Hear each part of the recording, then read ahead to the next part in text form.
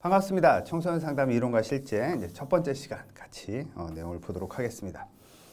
먼저 이제 청소년이 어떤 사람들이냐라고 하는 걸 이제 우리가 이야기를 하고 시작을 하는 거예요. 그러니까 이제 우리가 이 자격 자체가 이제 청소년 상담사가 되는 거니까 그러면 우리가 이제 사실은 상담은 대상이 워낙 넓잖아요. 이제 뭐 이렇게 유아부터 영아는 상담을 안 하죠. 이제 유아부터 시작해서 노인까지 이렇게 넓은 상담 대상들 중에서 이 자격증은 이제 청소년에 딱 국한되어 있기 때문에 이 청소년에 국한돼서 청소년들은 어떤 사람인가라고 하는 걸 이제 이해를 하게 될 거고요.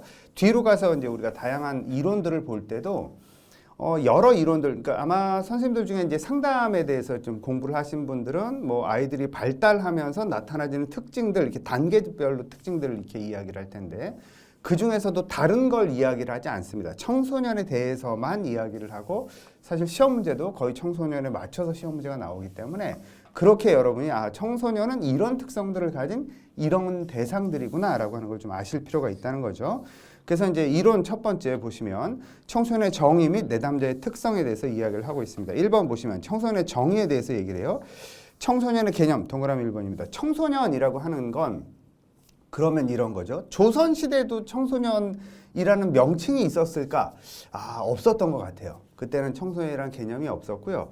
그리고 이제 문화에 따라서 그럼 우리나라는 대충 이제 뭐 중고등학생 때 또는 넓게 보면 이제 뭐 초등학교 때부터 시작을 해서 뭐 대학생까지 청소년 이렇게 이제 보는 그런 개념들이 있는데 다른 나라도 비슷할까? 다른 문화권에도 비슷할까? 이렇게 이제 생각을 해볼 수 있잖아요. 이게 시대 그 다음에 문화에 따라서 청소년의 개념은 현저히 다르다 이렇게 볼 수 있다는 겁니다.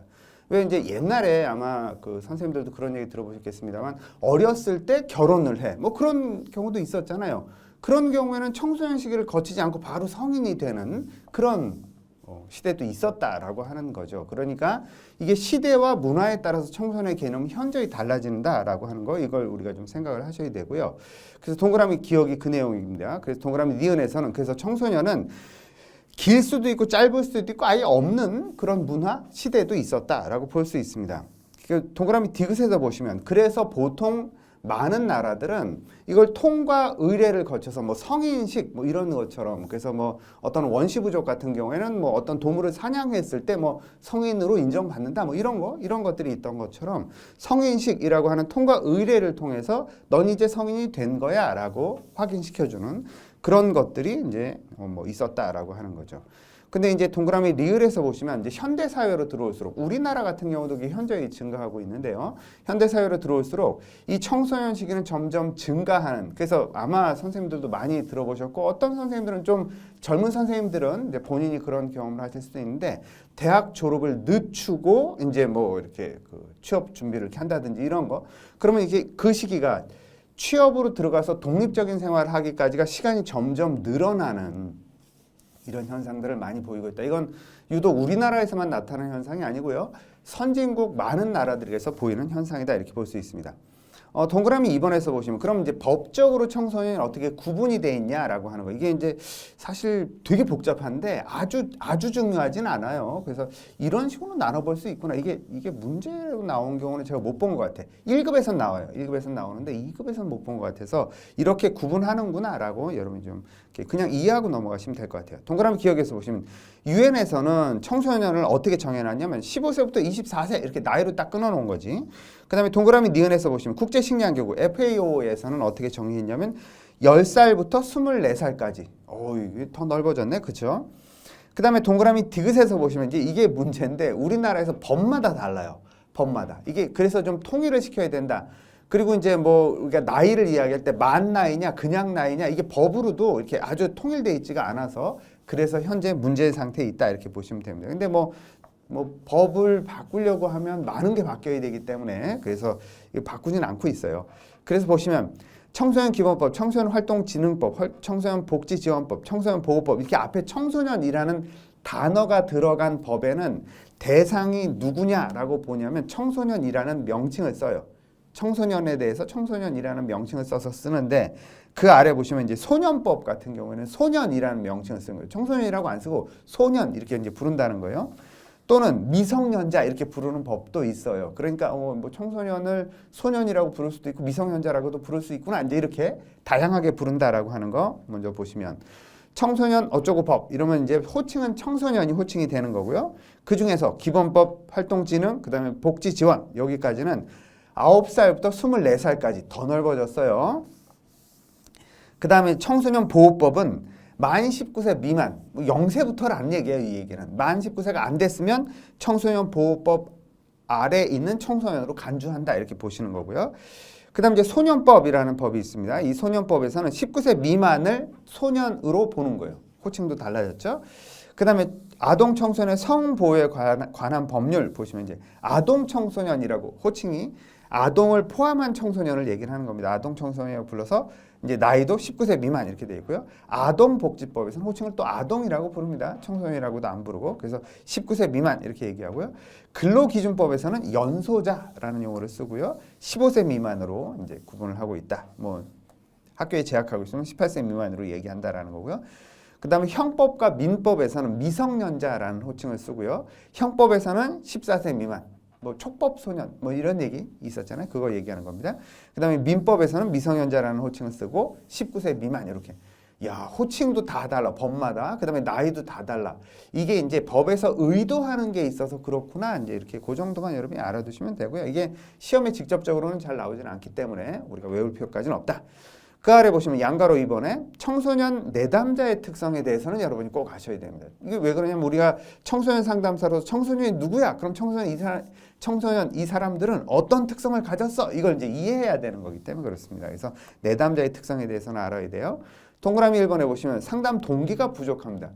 그렇죠. 우리가 그냥 생각해봐도 청소년이 지발로 상담실에 온다? 저는 못 봤어요. 아직까지.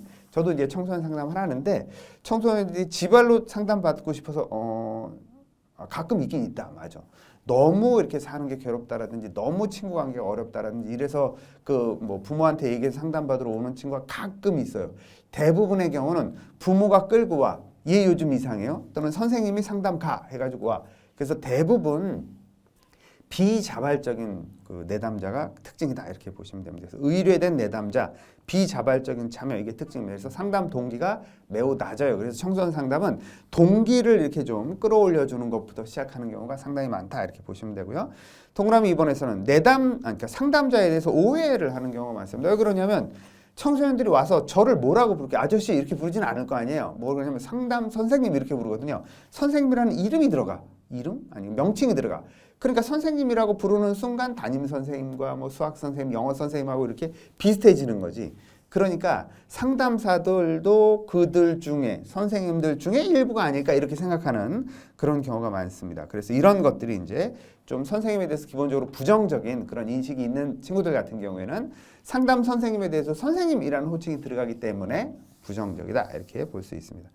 동그라미 3번 지구력이 부족해요. 오래 지속이 잘 안 되고요. 오다가 안 오는 그 동기가 부족하니까 이런 일들이 잘 발생할 수 있다라고 하는 것. 또 하나 이 친구들이 상담 시간 자체가 이제 보통 상담 한 50분 정도 하니까 50분 동안 지속적으로 이렇게 집중해서 얘기하는 거 이런 게 좀 안 돼요. 그래서 제가 상담하는 아이들 보면은 하품 많이 하고요. 졸려요. 피곤해요. 이런 얘기 상당히 많이 합니다. 그래서 그래도 이제 좀 이렇게 다독거려 가면서 이제 상담을 진행해야 되는 이런 것들이 있다 이렇게 보시면 되고요.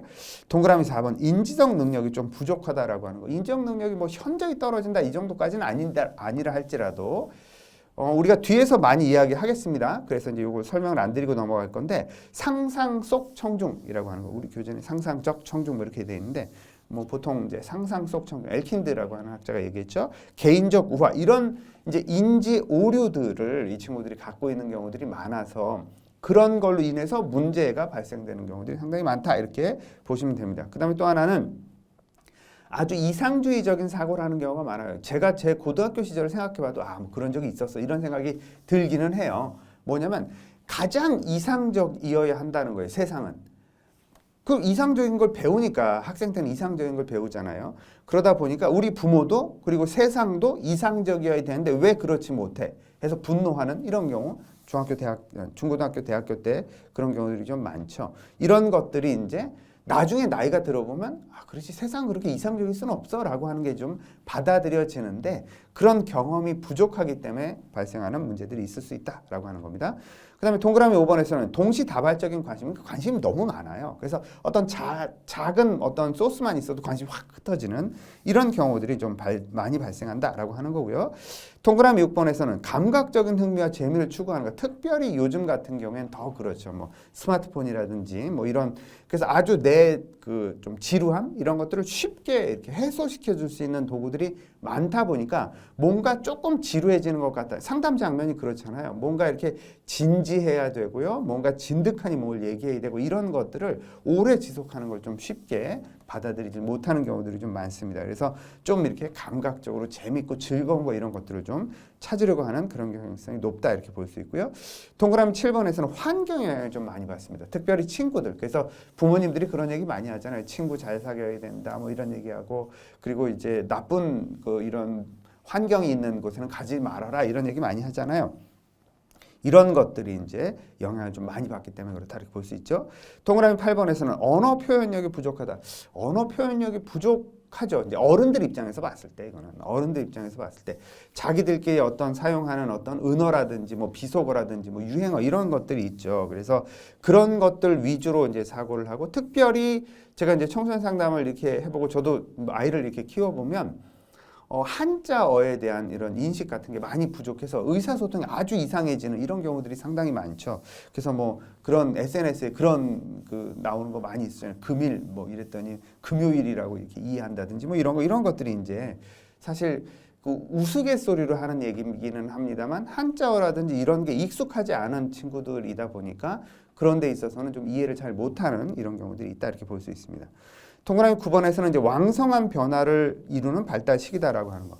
물론 영아기 때 확 커요. 영아기 때는 하루 이틀 사이에 이렇게 확 크는 게 이제 실제로 보이죠. 그런데 이제 그 정도까지는 아닙니다만 전 생애를 놓고 봤을 때 영아기 이후에 청소년기는 이렇게 신체적인 성장들이 상당히 크게 일어나죠. 신체적인 성장이 상당히 크게 일어난다라고 하는 것은 그 신체적인 성장과 더불어서 몸 안에서 일어나는 다양한 호르몬 변화라든지 이런 것들이 왕성하게 나타나지거든요.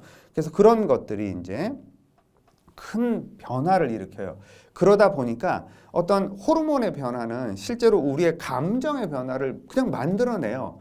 그 아마 이제 선생님들이 경험하신 분들도 있을 테고 주변에 이렇게 그 이야기를 들으신 분들도 있을 텐데 왜 갱년기에 기분이 막 이렇게 들쭉날쭉한다. 근데 내가 이렇게 그 의도하지도 않았는데 갑자기 이런 기분이 막 들쭉날쭉해서 이게 도저히 못 견디겠어. 이렇게 말씀하시는 분들 많거든요. 상담 장면에서 보면 그와 유사한 현상이 청소년기에 나타난다 이렇게 생각하시면 돼요. 왜 그러냐면 호르몬이 이렇게 막 내 의도 호르몬을 우리가 의도해서 막 몸 안에서 분비하고 막 줄이고 이런 게 안 되잖아요. 그러니까 이제 그 내 기분에 내가 의도한 거, 내 계획한 것과 상관없이 기분이 이제 막 이렇게 지 마음대로 뛰어다니고 이런 것들이 나타나는 거예요. 이게 전형적으로 나타나는 시기가 청소년 시기다 이렇게 볼 수 있습니다. 그래서 정서가 이렇게 안정되지 못한 왜 갱년기 때도 정서가 안정되지 못한 모습들을 우리가 흔히 관찰할 수 있는 것처럼 청소년은 그것보다 훨씬 그 이렇게 심한 그런 경향성을 볼 수 있다 이렇게 볼 수 있죠. 동그라미 10번에서 보시면 신체와 외모에 대한 관심이 증가한다는 거죠. 그렇죠. 남들이 나를 어떻게 볼까에 대해서 이렇게 관심이 현저히 증가하는 이런 측면이 있어요. 근데 희한하게도 그 시기에 어떤 아이들은 그게 아주 극도로 이제 심해져서 이제 그 막 거기에 반응하는 그런 아이들이 있는 반면에 또 어떤 아이들은 막 씻지도 않을 정도로 이렇게 되게 그 정반대의 모습을 보이는 그런 모습들이 나타나집니다. 이게 이제 청소년 시기 특징이다 이렇게 볼 수 있죠. 동그라미 11번에 보시면 자아중심적인 경향성이 있다는 인간은 기본적으로 자아중심적인 경향이 많은데 청소년 시기에는 그게 인지적으로 그걸 극복하는 게 잘 안 되기 때문에 그걸 넘어서서 사고해야 되는데 그게 잘 안 되기 때문에 자아중심적인 경향성이 많다 이렇게 볼 수 있습니다. 그 다음에 이제 두 번째 핵심 이론이죠. 청소년 문제를 이해해야 되는데 청소년 시기에 나타나지는 문제들은 어떤 문제들이 좀 있을까라고 하는 걸 얘기를 하는 거예요. 양가로 1번에서 보시면 청소년기의 특성 때문에 나타나지는 문제들이 있어요. 그래서 첫 번째, 거기 이제 네모 박스에 보시면 신체적, 생리적 특성들이 있다는 거죠. 그래서 호르몬상의 변화, 제가 좀 전에도 말씀드렸던 것처럼 호르몬이 급격히 분비된다든지 그냥 그 이전까지 우리 몸에서 한 번도 경험해보지 못한 호르몬이 갑자기 나오기 시작하는 거예요. 발달에 따라서 그러니까 경험해보지 못한 경험을 이렇게 막 하게 되는 거죠. 얼마나 혼란스럽겠습니까? 생각을 해봐도 그냥 상상만 해봐도 그런 생각이 좀 들 수 있잖아요. 그걸 경험하는 시기가 바로 청소년 시기다 이렇게 볼 수 있다는 거예요. 그래서 이제 거기 보시면 호르몬상의 변화, 남성 호르몬인 에스트로겐, 안드로겐이죠. 안드로겐이라고 하는 것은 남성 호르몬을 통칭하는 개념이에요. 그래서 어떤 한 호르몬을 얘기하는 게 아니라 안드로겐 그러면 남성 호르몬 전체 군을 얘기하는 거다. 이렇게 좀 이해를 하시면 될 것 같고요. 여성 호르몬은 에스트로겐이라고 하는 그 여성 호르몬이 분비되기 시작을 하죠. 이 시기에. 그래서 남성 같은 경우에는 정소에서 테스토스테론이 분비가 되기 시작한다. 그래서 2차 성징이 나타나지게 된다라고 하는 거. 보통 이 2차 성징이 나타나지게 되는 시기를 이제 13살 이후에 보통 나타나는 게 가장 일반적이거든요. 그래서 요건 나중에 이제 이상심리에서 좀 더 이야기를 하겠습니다만 그래서 13살 이후에 보통 일반적으로 2차 성징이 나타나져서 2차 성징이라고 하는 건 남성이 남성스러워지고 여성이 여성스러워지는 그런 신체의 모습을 갖게 되는 것이 2차 성징 이렇게 이야기를 한다 생각하시면 됩니다.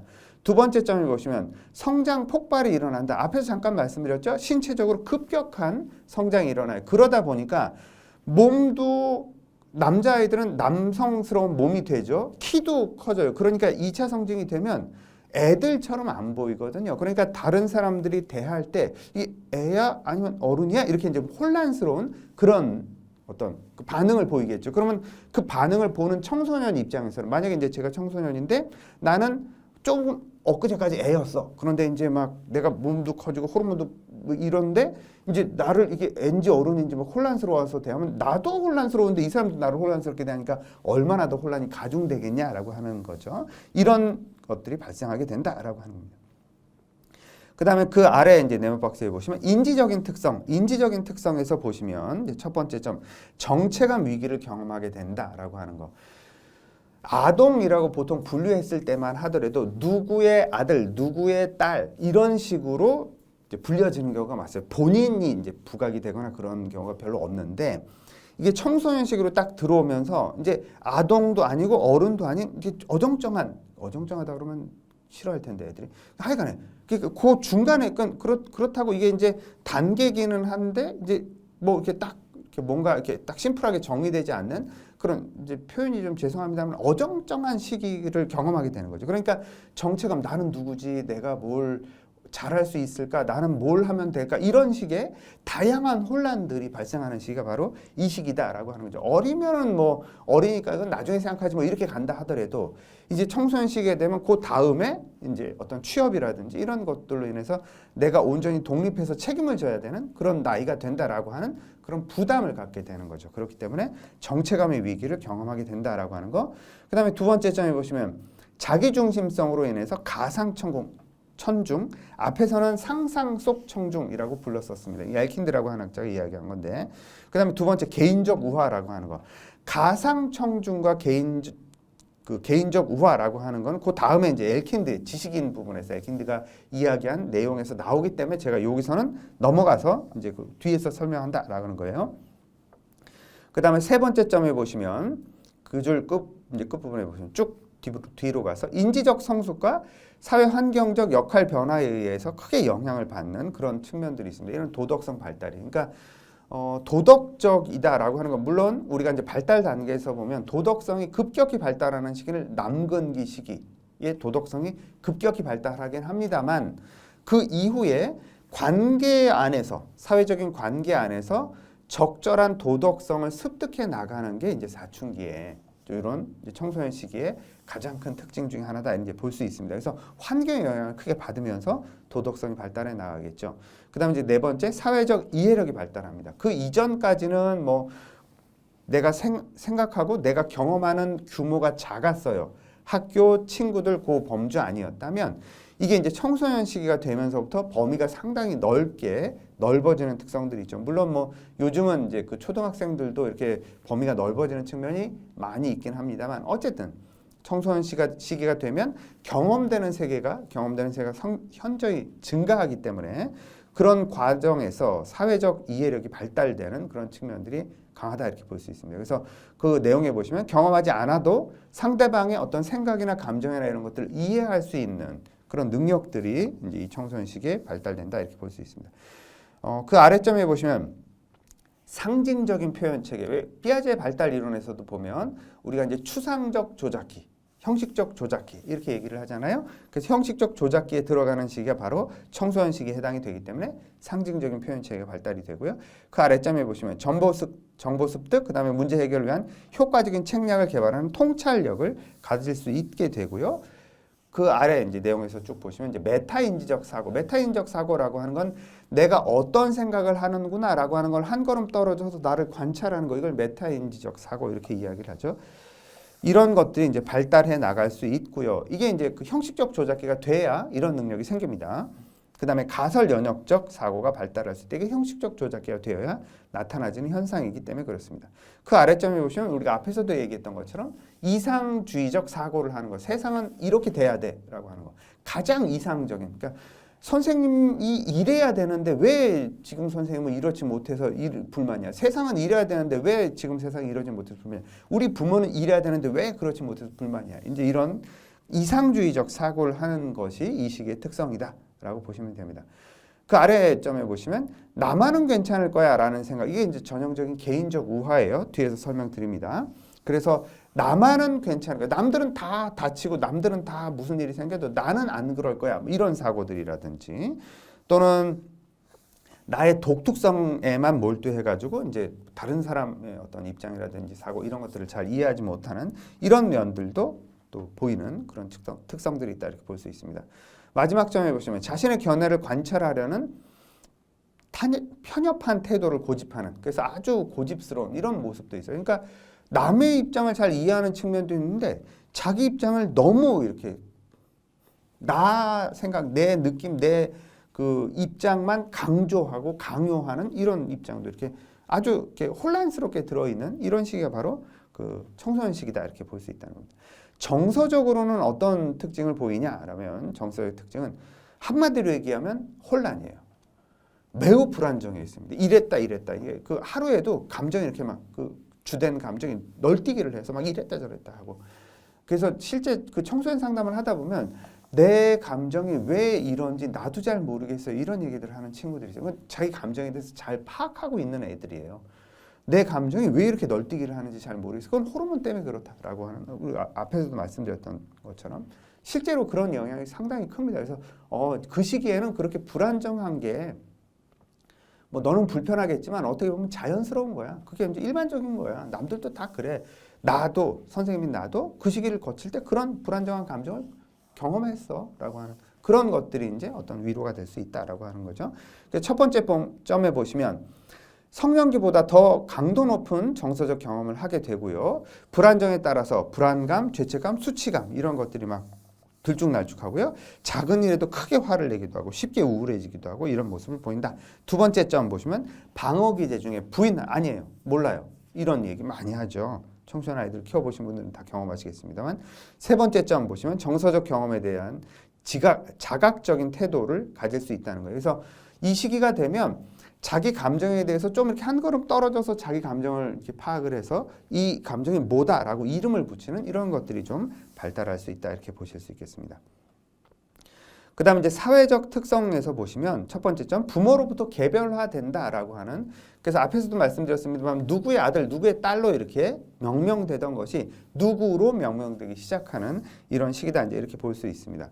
그래서 그 아래 짝대기에 보시면 부모와 정서적 유대를 지속하면서 자신을 부모와는 다른 독특한 한 사람의 인격체로 대하고 경험해가는 어떤 심리적인 과정이다. 부모로부터 이렇게 서서히 어떤 분리가 되어가는, 그래서 분화라는 용어를 쓰기도 하죠, 이걸. 그래서 부모로부터 이렇게 정서적으로 이렇게 분리가 되어져가는 이런 시기를 경험하게 된다 이렇게 볼 수 있어요. 두 번째 짝대기 보시면 애착 대상이 주로 어떤 고민을 얘기하거나 자기 문제를 같이 토론하고 이랬던 사람들이 부모였다면 아동기에는 이게 이제 청소년 시기로 넘어가면서 친구로 이렇게 싹 변해가는, 실제 통계로도 이렇게 나오고요. 그 뭐 청소년 시기를 경험하신 선생님들이니까 그 시기에 생각하면 그치 부모님한테 얘기 안 하고 친구들한테 고민 얘기했던 이런 경험들 하실 겁니다. 친구로 바뀌어가죠. 그래서 부모는 뭘 좋아하고 뭘 추구했다라고 한다면 그 어렸을 때는 그냥 부모 따라가는 경향이 있지만 나는 다른, 부모와는 다른 나는 어떤 걸 좋아하냐면 어떤 입장을 취하냐면 이렇게 부모와는 다른 가치관을 선택하게 된다 이렇게 볼 수 있고요. 두 번째 점에서는 그러면서도 부모로부터 독립하고 싶어하는 내가 있는데 그런데 이제 또 부모한테 의존하면 또 편한 면이 또 있잖아요. 그러니까 독립과 의존 사이에 이제 갈등, 혼란 이런 걸 경험하는 시기다 이렇게 볼 수 있습니다.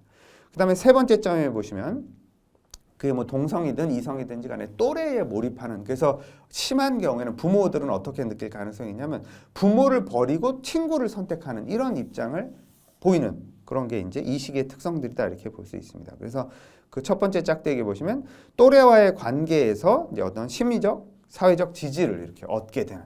그래서 부모가 위로해주고 부모가 격려하는 거 이런 거는 사실은 큰 영향을 못 주고요. 이 청소년 시기에는 친구들이 뭐라고 얘기하는 게 더 큰 영향을 주는. 부모가 그걸 계속 얘기했었는데 친구가 한마디 얘기한 것도 친구가 나한테 이렇게 얘기했다고 이렇게 와서 얘기하는 이런 경우들이 많이 발생을 해요.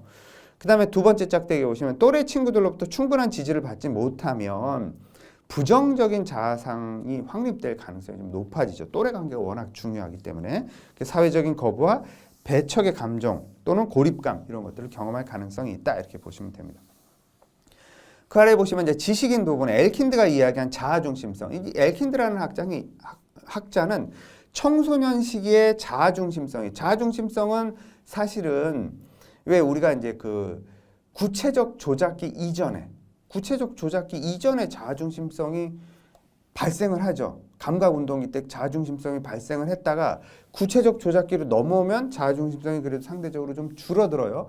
그랬다가 청소년 시기에 다시 자아중심성이 대두가 된다라고 이야기를 하는 거예요.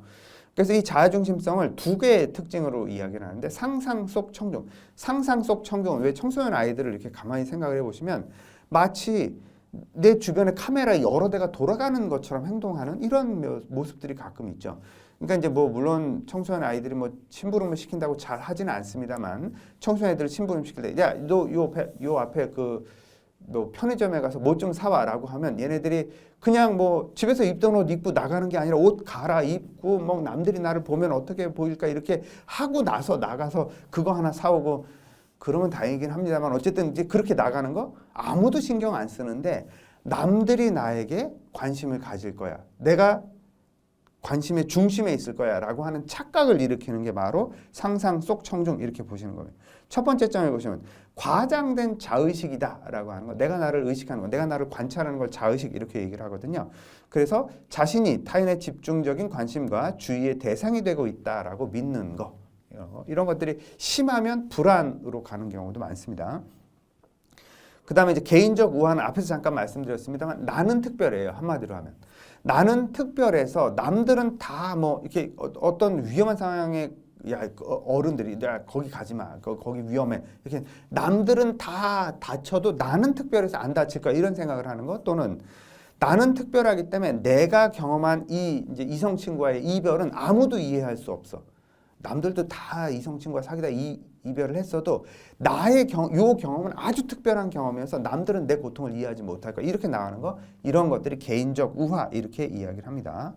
그래서 이제 그 내용 보시면 두 번째 점에 보시면 자신의 우정이나 사랑 등을 타인은 결코 경험하지 못하는 것으로 생각하고 다른 사람이 경험하는 죽음이나 위험 혹은 위기가 자신에게는 일어나지 않을 것이다. 나는 특별하기 때문에 이렇게 생각합니다. 그 다음에 세 번째 점 보시면 이제 쭉 내려가서 자신이 다른 사람들과는 달리 특별하고 독특한 존재고요. 자신의 사고, 감정, 경험 세계가 다른 사람과는 근본적으로 다르다라고 생각하는 것이 개인적 우화 이렇게 볼 수 있습니다. 그 아래 2번 보시면 이제 콜버그의 도덕 발달 이론에 따르면 콜버그는 이제 인습이라는 것으로 도덕 발달 단계를 세 덩어리로 나눴죠. 세 덩어리 안에 각각은 2개씩도 나눠지기는 합니다. 그래서 총 6개의 도덕 발달 단계를 이야기를 하긴 했는데 인습이라는 거. 그래서 인습 이전. 인습은 다른 말로 하면 뭐 어떤 관습 또는 다른 사람들의 통념 이렇게 이해를 하셔도 돼요. 그러니까 인습 이전은 전 인습인 거죠. 그래서 다른 사람의 관념이나 통념, 뭐 이렇게 다른 사람의 시선 이런 것들을 의식하지 않는 단계가 전 인습. 인습은 거기에 몰입되는 거죠. 그래서 남들이 어떻게 생각할까? 이거 여기에 이제 남들은 이거 괜찮게 봐. 이게 이제 인습 단계. 그다음에 후 인습은 그걸 넘어서는 단계. 남들이 뭐라고 해도 내가 옳다라고 생각되는 걸로 갈 수 있는 단계가 이제 후 인습 이렇게 얘기를 하는 겁니다. 그런데 이제 콜버그는 그럼 청소년 시기는 어느 시기에 해당이 되냐? 인습 단계가 청소년 시기다 이렇게 이야기를 했습니다. 그래서 나머지는 보시고요. 그 다음에 이제 3번에 보시면 피아제는 인지 발달 단계를 얘기했죠. 이건 발달 심리를 아마 배우신 분들은 다 이제 아시는 내용일 텐데 인지 발달에서 감각 운동기 전조작기 이제 피아제는 조작이라는 단어로 이제 묶었죠. 그래서 전조작 조작 그 다음에 형식적 조작 이렇게 나가는 거니까 전조작 조작이 이제 구체적 조작을 얘기하는 거예요. 전조작 조작 이전 시기 그 다음에 구체적인 것에 대해서만 조작이 되는 거, 그 다음에 추상적인 것도 조작이 되는 거, 형식적 조작 이렇게 조작이라는 걸로 묶였다 이렇게 보시면 돼요. 그래서 이 이제 그 피아제 인지 발달 단계에서 보면 청소년 시기를 어떤 시기로 보냐? 형식적 조작기를 이제 청소년 시기다라고 이야기를 한 거죠. 그 다음에 양가로 2번에서 보시면 청소년 및 청소년기의 개념의 변화가 이제 발생을 합니다. 과거에는 청소년기에 대해서 좀 부정적이어서 이게 어정쩡하고 왜 보통 우리가 이제 그 병아리가 닭이 될 때 그 중간 단계는 안 이쁜 단계다 이런 얘기예요. 병아리 이쁘잖아요. 닭이면 닭 멋스러운 면이 있는데 그 중간 단계는 털도 좀 삐죽삐죽하고 이렇게 좀 이게 어정쩡하고 별로야. 이 시기를 빨리 넘겨야지 이렇게 생각하는 게 과거의 청소년기에 대한 이해 이런 식이었다면 현대의 청소년기에 대한 이해는 요 시기만의 특성이 있어라고 이해하는 게 가장 일반적인 특징이다 이렇게 보시면 됩니다. 그래서 이제 청소년에 대한 고정적인 개념에는 버릇이 없고요, 충동적이고 감정적이고 비타협적이고 성에 대한 관심만 높은 이런 아주 이상한 시기 이렇게 이제 생각을 했다면 현대 개념에서의 청소년기는요 복합적인 존재고요, 다양하게 이해해야 되고요, 권리와 책임의 소유자, 그 다음에 보호 자율의 대상이고요, 사이버 문화와 정보화의 주역이다라고 이해하는 특성이 있다라는 거고요. 청소년기 자체에 대한 이해도 보시면 고전적 개념에서는 과도기로 이해하는 이런 측면이 좀 강했다면 현대적 개념에서는 기간이 장기화되고 있고 고유한 발달 단계다라고 이해하려는 경향성이 현저히 증가하고 있다 이렇게 보시면 됩니다. 그 아래 지식인 부분에 보시면 심리사회적 유예기라고 하는 거. 심리사회적 유예기는 어떤 유예돼 있다라고 하는 거예요. 뭔가 사회에 나와서 독립된 하나의 책임을 져야 되는 존재로 되기 전까지 어떤 유예된, 그러니까 다양한 실험, 다양한 경험을 통해서 독립된 어떤 주체로서 쓸 수 있도록 하는 준비 기간, 유예기 이렇게 얘기하고 있다 이렇게 보시면 돼요. 그래서 그 에릭슨은 정체감이 확립되기 이전의 실험 기간을 심리사회적 유예 기간, 유예기라고 이야기를 했다. 이렇게 보시면 되겠습니다. 그래서 이게 바로 청소년 시기에 대한 이해다. 이렇게 이해를 하시면 되겠습니다. 여기까지 수고하셨습니다.